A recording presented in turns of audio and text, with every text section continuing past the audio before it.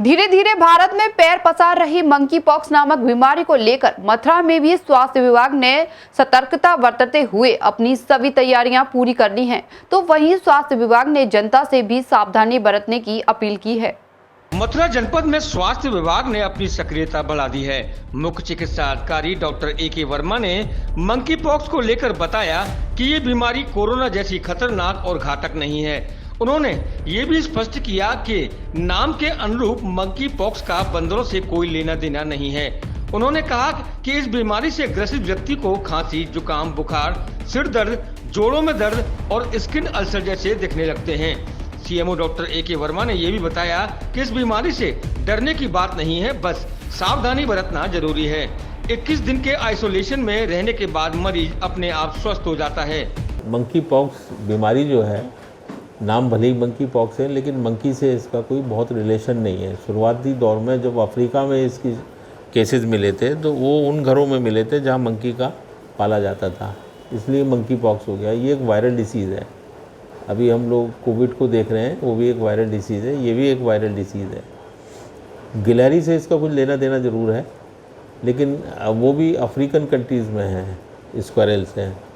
और अगर जहाँ तक बात करें कि इससे हमारे इस समय हिंदुस्तान में क्या स्थिति है, तो टोटल 4 केस हमारे जनपद मतलब हिंदुस्तान में पाए गए हैं, 3 केरल में और 1 अभी रिसेंटली दिल्ली में मिला है।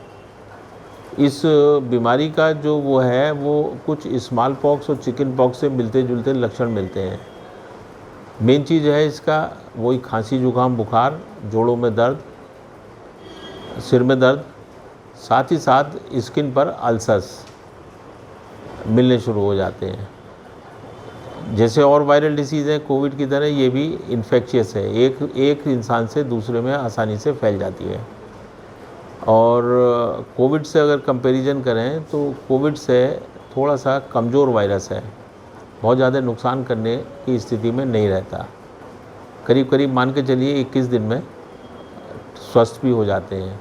फर्टिलिटी बहुत ज़्यादा नहीं है, लेकिन है, ऐसा नहीं है कि फर्टिलिटी नहीं है, लेकिन इसकी इन्फेक्टिविटी बहुत ज़्यादा है। एक से दूसरे में बहुत सारे चीज़ों से फैल सकता है।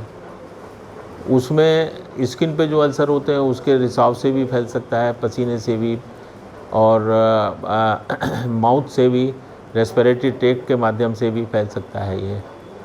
तो इसके फैलने के तरीके काफ़ी सोर्सेज हैं, इसीलिए जब जांच कराई जाती है तो इसमें ब्लड टेस्ट, यूरिन टेस्ट के साथ साथ जो हमारे स्किन के अल्सर्स हैं इनसे भी हम ले कर के पदार्थ और इसको जांच के लिए भेजते हैं वायरस के लिए। एक और इसके लिए महत्वपूर्ण चीज़ मैं बताना चाहूँगा कि इसमें जो है क्योर रेट अच्छा खासा हो जाता है, बहुत ज़्यादा फर्टिलिटी बहुत ज़्यादा नहीं रहती, लेकिन वो जो अवधि है, जिस अवधि में मरीज़ बीमार रहता है, वो अवधि थोड़ा सा पीड़ादायक होती है, क्योंकि स्किन में अल्सर होते हैं, स्किन में नोड्यूल्स बन जाते हैं, लिम्फ नोड्स इन्वॉल्व हो जाते हैं। तो ऐसी परिस्थिति में जो इससे पीड़ित होते हैं उनको परेशानी थोड़ा सा ज़्यादा झेलनी पड़ती है। और उपचार में जब जहाँ तक बात करें तो महत्वपूर्ण चीज़ ये है कि अगर कोई पॉजिटिव मरीज़ मिलता है तो उससे औरों को बचाओ, क्वारंटाइन करना इसमें महत्वपूर्ण चीज़ है। दूसरी चीज़ इसमें भी आइसोलेशन में रखना भी पड़ता है 21 दिन तक, जब तक रिसाव स्किन से या बाकी चीज़ों से वायरस का हो रहा है। और वही जैसे कोविड में आइसोलेशन और क्वारंटाइन करना, जो कॉन्टैक्ट्स हैं उनको क्वारंटाइन करना, ये सारी चीज़ें प्रक्रिया इसमें भी अपनाई जाती हैं।